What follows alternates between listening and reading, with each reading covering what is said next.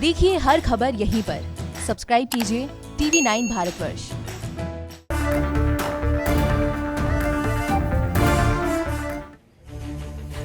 और चलिए अब शुरुआत करते हैं देश के बुलेटिन की बड़ी खबर के साथ। तुर्की की न्यूज एजेंसी की तरफ से बड़ा दावा किया गया है। लेबनान के बेरूत में इजराइल ने एयर स्ट्राइक की है। हिजबुल्लाह के हथियारों के ठिकाने पर एयर स्ट्राइक की गई है। तो आपको बता दें कि लेबनान के बेरूत में जो धमाका हो उसके बाद यह बड़ी खबर है। लेबनान में इजराइल ने एयर स्ट्राइक की है। हिजबुल्लाह के हथियारों के ठिकाने पर एयर स्ट्राइक की गई है। यह बड़ी खबर।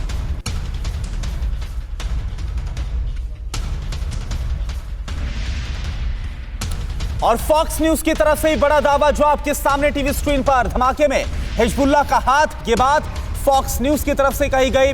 लेबनान की राजधानी बेरूत में जो महाविस्फोट हुआ, जिसकी तस्वीरें पूरी दुनिया ने देखी, चौंका देने वाली तस्वीरें, सैटेलाइट तस्वीरें सामने आई हैं। जमीन में कई किलोमीटर तक गड्ढा हो गया है।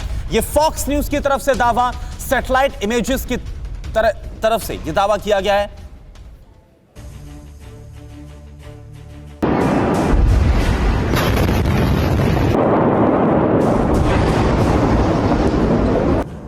महाविस्फोट, जोरदार धमाका और सब कुछ तबाह।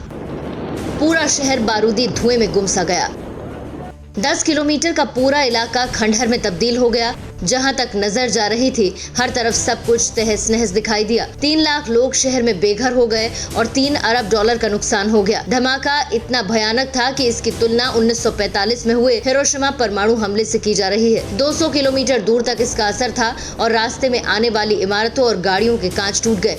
इस धमाके में मरने वालों का आंकड़ा अब 120 के पार जा चुका है तो करीब 5000 लोग जख्मी हुए हैं। महाविस्फोट के इस मंजर के अलावा सैटेलाइट की इन तस्वीरों पर नजर डालिए। बंदरगाह पर न सिर्फ पूरी की पूरी इमारतें गायब हो गई बल्कि जमीन का हिस्सा भी धंस गया और विस्फोट से बनी इस खाई में पानी भर गया। सैटेलाइट तस्वीरों में देखा जा सकता है कि बंदरगाह पर कितनी भयानक तबाही मची है। धमाके से पहले और बाद में तस्वीरों में साफ पता चलता है कि कैसे पूरी की पूरी इमारतें भरभरा कर जमीन पर गिर गई। कुछ सेकंड्स तक वहां मौजूद लोगों को न कुछ सुनाई दिया न कुछ दिखाई दिया और जब होश संभाला तो चारों तरफ सिर्फ और सिर्फ बर्बादी के बिखरे हुए सबूत नजर आए। लेबनान की राजधानी बेरूत में मंगलवार को शाम का वक्त था। घड़ी में 6 बजे थे।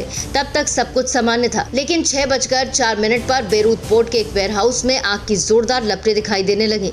इसी दौरान कुछ लोग आग की लपटों और आसमान में उठते काले धुएं का गुबार का वीडियो बनाने लगे। लेकिन कुछ ही सेकंड बाद एक भयंकर ब्लास्ट हुआ। ऐसा लगा मानो जैसे कोई एटम बम फटा हो। धमाके के बाद आसमान में धुएं का गुबार उठता हुआ दिखाई दिया जो किसी मशरूम के गुबार की तरह नजर आया। इन सब के बीच बड़ा सवाल, क्या बेरूत पर किसी ने हमला किया? क्या बेरूत किसी बड़ी साजिश का शिकार हो गया? बेरूत में धमाकों का सच आखिर क्या है? इस रिपोर्ट के जरिए आप देखिए।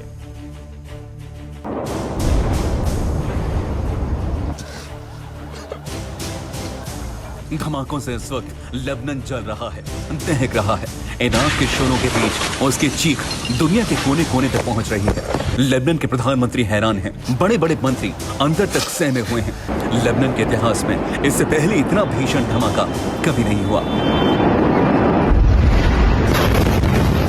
लेबनान के राष्ट्रपति ने बेरूत में 2 हफ्ते के लिए इमरजेंसी का ऐलान कर दिया है। धमाका इतना भीषण था कि इसने 10 किलोमीटर के इलाके को पूरी तरह से तबाह कर दिया है। بيروت منكوبة. لبنان مصاب بكارثة. نعم، إنها كارثة وطنية كبرى. المشاهد التي نراها تعبر عن المأساة وتحكي عن حجم المصيبة التي ضربت لبنان. जिस पोर्ट के पास धमाका हुआ वहां वेयर हाउस भी है। इस धमाके से लेबनान के प्रधानमंत्री कार्यालय को भी नुकसान पहुंचा है। ما حصل اليوم لن يمر من دون حساب. سيدفع المسؤولون عن هذه الكارثة الثمن. هذا وعد للشهداء وللجرحى. هذا التزام وطني. ستكون هناك حقائق تعلن عن هذا المستودع الخطير الموجود منذ العام 2014 أي منذ 6 سنوات. ये तस्वीर लेबनान के प्रधानमंत्री के दफ्तर के अंदर की है। आप देख सकते हैं दफ्तर के अंदर का फर्नीचर उखड़कर जमीन पर गिर गया। पूरी दुनिया इस वक्त लेबनान के साथ है। सभी मदद के लिए हाथ बढ़ा रहे हैं। तो लेबनान की राजधानी बेरूत में हुए धमाके से पूरा का पूरा शहर खंडहर में तब्दील हो चुका है।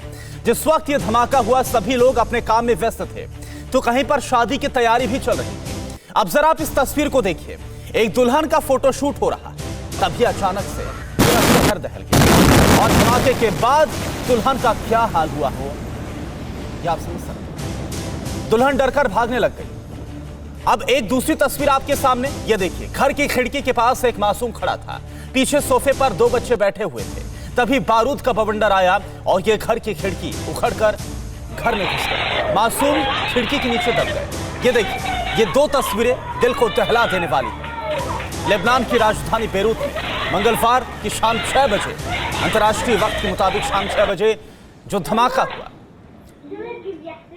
इसने क्या हाल कर दिया और जो तस्वीरें एक एक करके सामने आ रही हैं, ये सख्ते में डाल रही है, चौंका रही हैं। धमाके के बाद दुल्हन जिसकी शादी हो रही थी वो दहल गई। जो बच्चे हैं वो कैसे खिड़की के नीचे दब गए।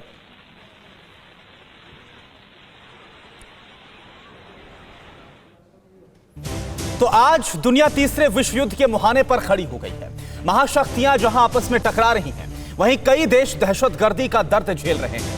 बीते 3 दिनों में दुनिया के कई देशों में धमाकों और आग के गोलों की तस्वीरें सोचने पर मजबूर कर रही हैं कि आखिर 2020 और क्या-क्या दिखाएगा। पिछले 75 घंटों में दुनिया के अलग अलग देश धमाकों से दहल गए। मौत, मातम और तबाही की इन तस्वीरों को आइए बारी बारी से समझने की कोशिश करते हैं कि आखिर जीता जागता शहर, बाजार और रिहायशी इलाके कैसे मिनटों में कब्रिस्तान में तब्दील हो गए।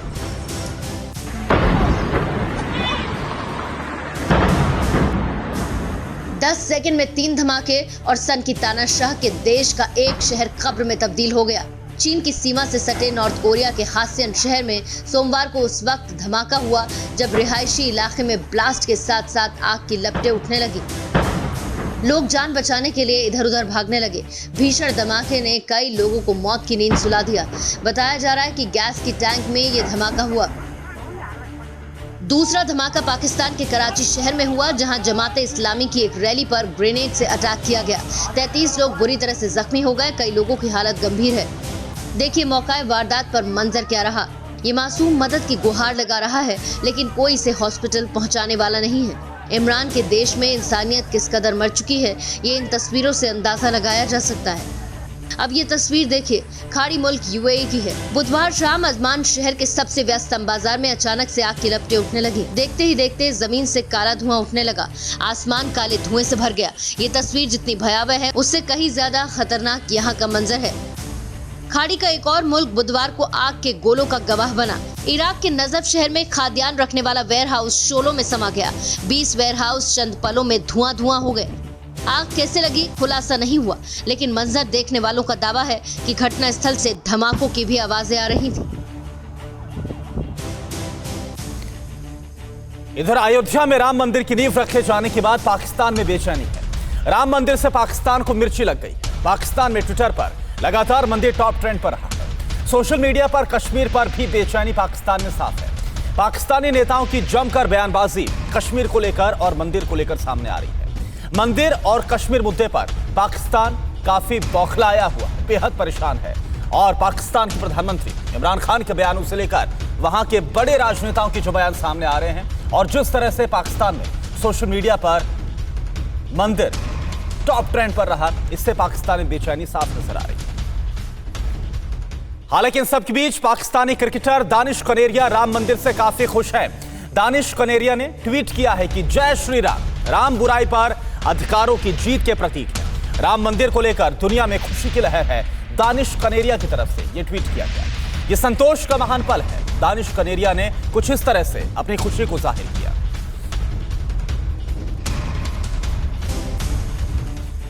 वहीं अयोध्या के मंच से प्रधानमंत्री नरेंद्र मोदी ने चीन और पाकिस्तान को क्लियर संदेश दे दिया है, जिससे दुश्मन देशों में अब काफी भय है। यह मोदी ने दो टूक कह दिया है कि दुश्मन कैसा भी हो, भय बिन होए न प्रीत।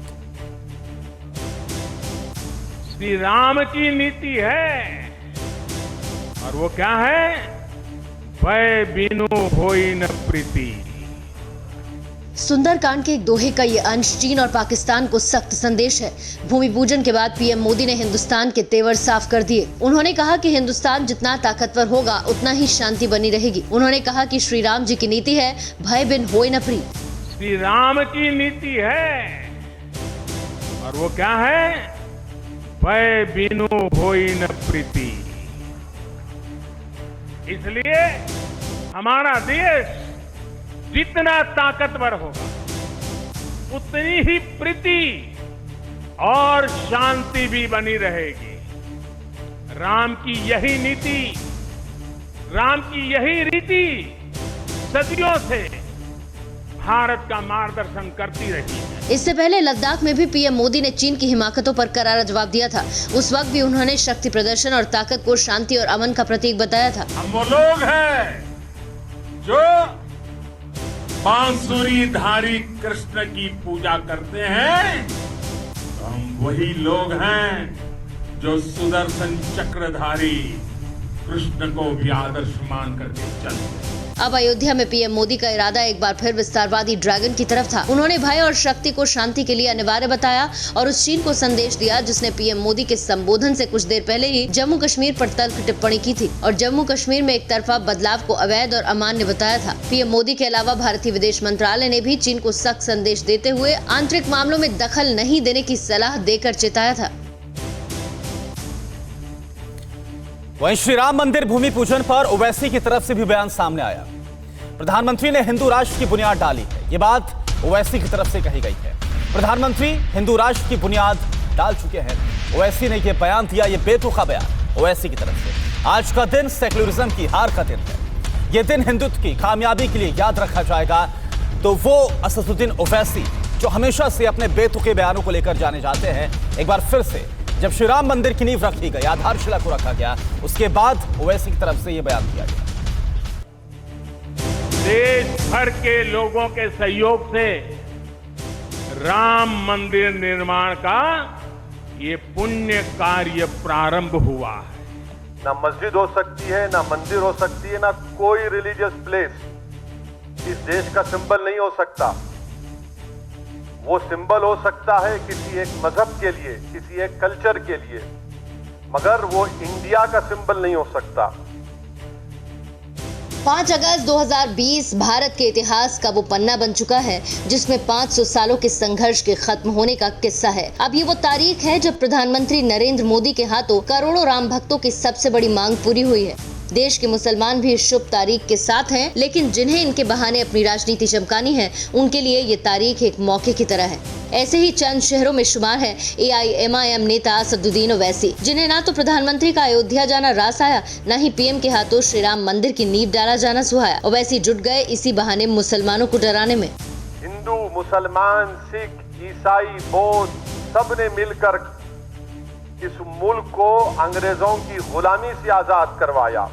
क्या प्रधानमंत्री ये कहना चाह रहे हैं कि 15 अगस्त से मिलाकर उनके चाहने वाले, उनके मानने वाले, उनको आज आजादी मिली? अयोध्या में श्री राम मंदिर की स्थापना देश की सुप्रीम कोर्ट अदालत के फैसले का नतीजा है, लेकिन ये वही ओवैसी हैं जो कुछ समय पहले अदालत के निर्णय पर ही सवाल उठा रहे थे। अयोध्या में श्री राम मंदिर की बुनियाद रखी जा चुकी है। ऐसे में ओवैसी ने अयोध्या में पीएम मोदी की मौजूदगी पर जो नई जंग छेड़ी है, धर्म के नाम पर राजनीति के उसके कारोबार में इस शिगुफे का ज्यादा खरीदार शायद ही मिले। और अब बात करते हैं उस इमरान खान की जिसका दर्द बहुत पुराना है और बार बार ये दर्द इमरान खान को होता है। इमरान खान ने एक बार फिर से कश्मीर का राग अलापा है। कश्मीर मुद्दा विश्व के मंच पर उठाते रहेंगे, भले ही मुंह की बार बार खाए, लेकिन बार बार मसला उठाते रहेंगे। इमरान खान की तरफ से ये बात कही गई। पीओके असेंबली में संबोधन के दौरान इमरान का शिकूफा सामने आया। कश्मीर का हाल दुनिया को नहीं पता। 370 हटाने के 1 साल पूरे होने पर इमरान की खींच एक बार फिर से सामने आई, लेकिन यूएन की तरफ से, तमाम देशों की तरफ से एक बार फिर से साफ कर दिया गया कि यह मसला द्विपक्षीय है।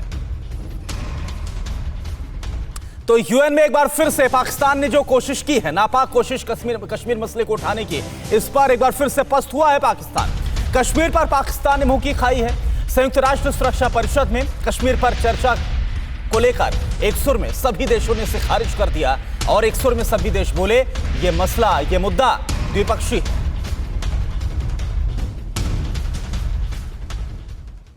वहीं पटना के एसपी आईपीएस विनय तिवारी के क्वारंटीन पर लगातार विवाद जारी है। बिहार के डीजीपी ने बीएमसी पर सवाल उठाए। सुप्रीम कोर्ट के निर्देशों की अनदेखी का बीएमसी पर आरोप लगाया। सुप्रीम कोर्ट ने मामले पर गंभीर टिप्पणी की है। सुप्रीम कोर्ट ने क्वारंटीन करने को गलत ठहराया है, लेकिन इसके बावजूद बीएमसी ने उन्हें मुक्त नहीं किया है। अभी भी आईपीएस विनय तिवारी क्वारंटीन है।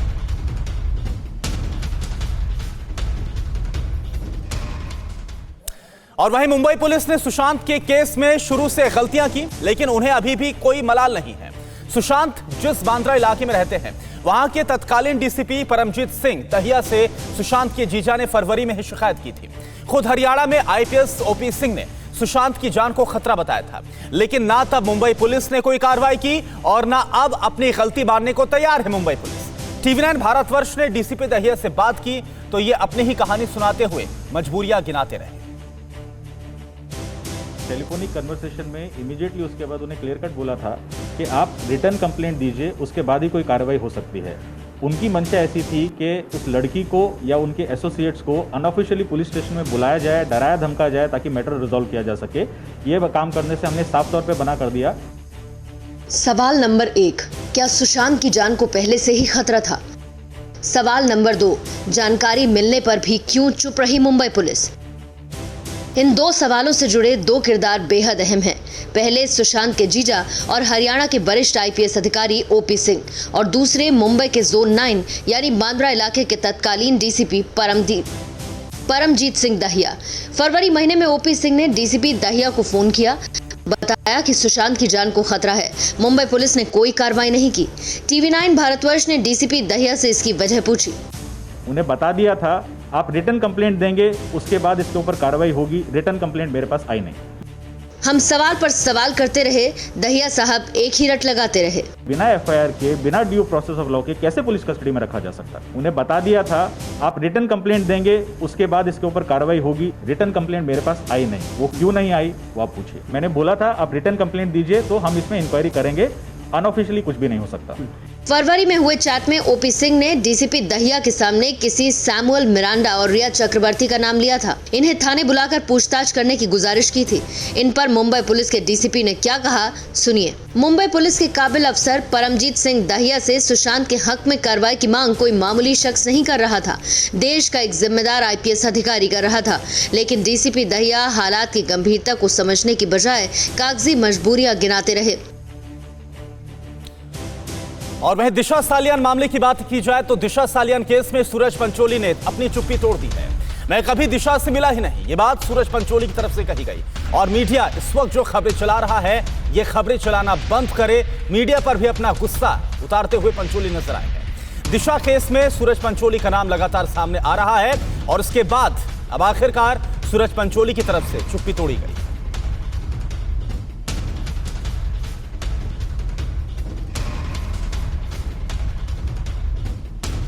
और वहीं अभिनेता शेखर सुमन की बात की जाए जो लगातार काफी मुखर है सुशांत मामले को लेकर। अभिनेता शेखर सुमन ने सुशांत केस में मुंबई पुलिस और महाराष्ट्र सरकार को खरी खरी सुना दी है।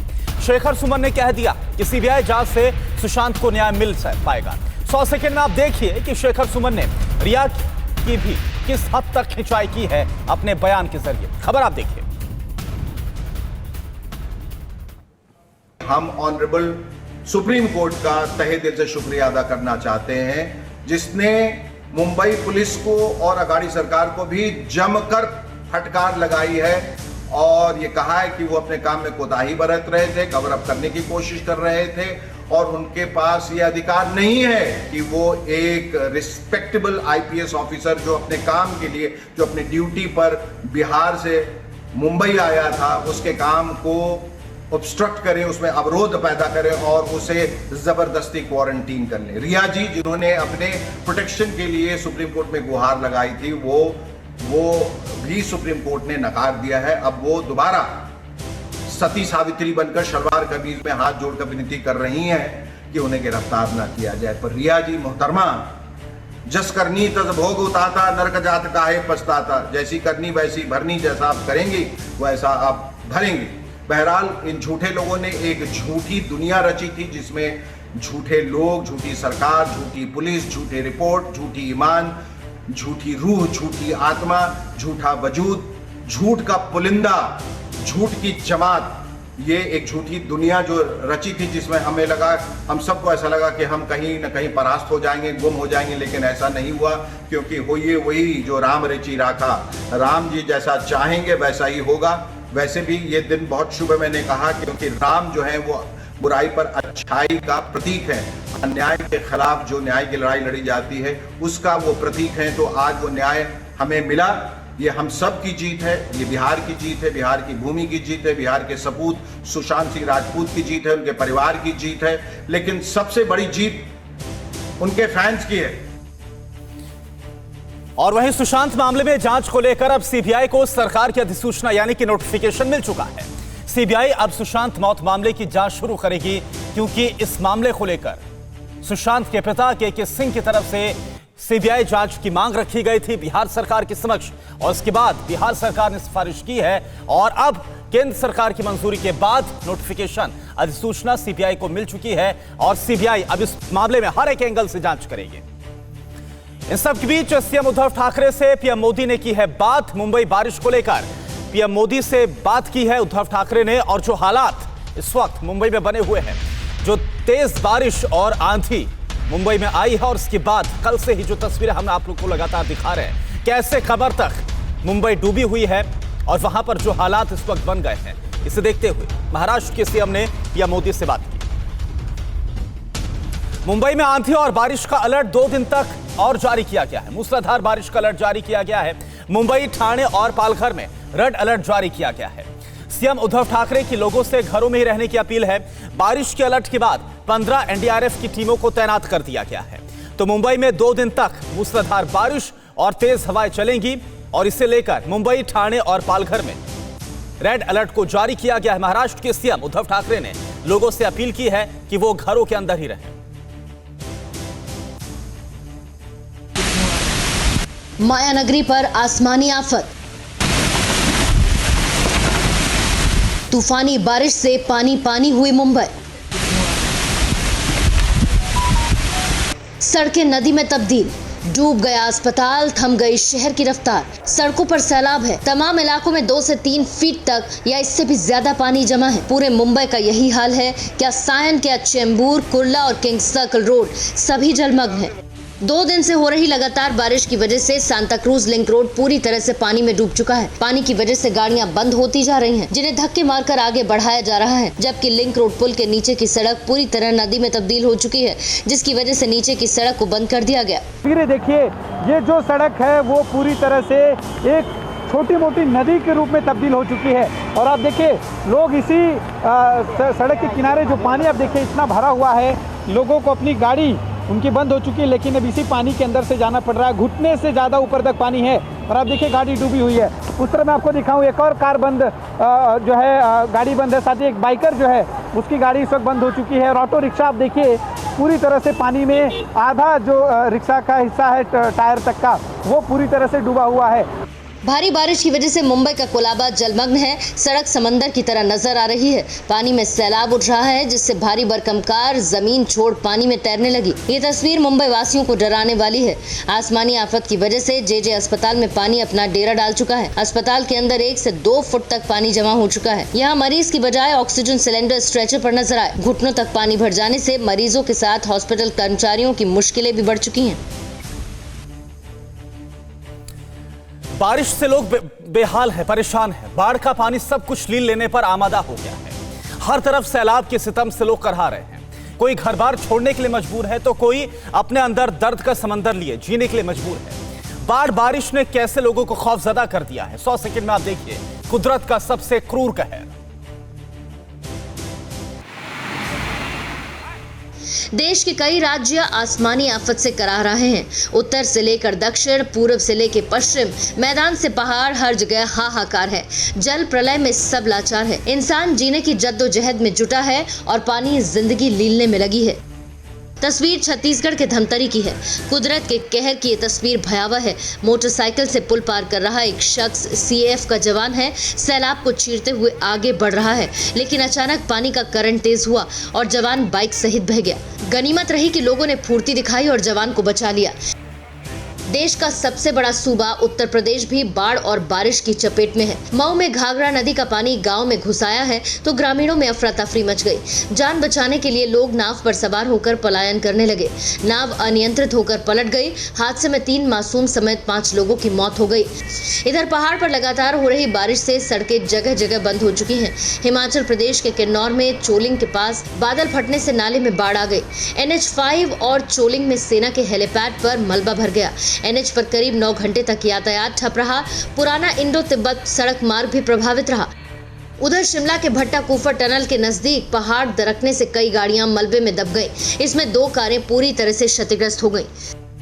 तो जलहौजी में दरिया बन चुकी सड़क पर कार सवार बुरी तरह से फंस गया। सैलाब से सामना करने की हिम्मत जुटाई और आगे बढ़ने लगा। गुजरात के वलसाड में बारिश की वजह से समंदर जैसे हालात बन गए। मकानों ने जल समाधि ले ली है। पानी के बीच में एक गर्भवती महिला समेत 200 लोग फंस गए। NDRF जवानों ने बोट की मदद से लोगों को इस आफत की घड़ी में रेस्क्यू किया।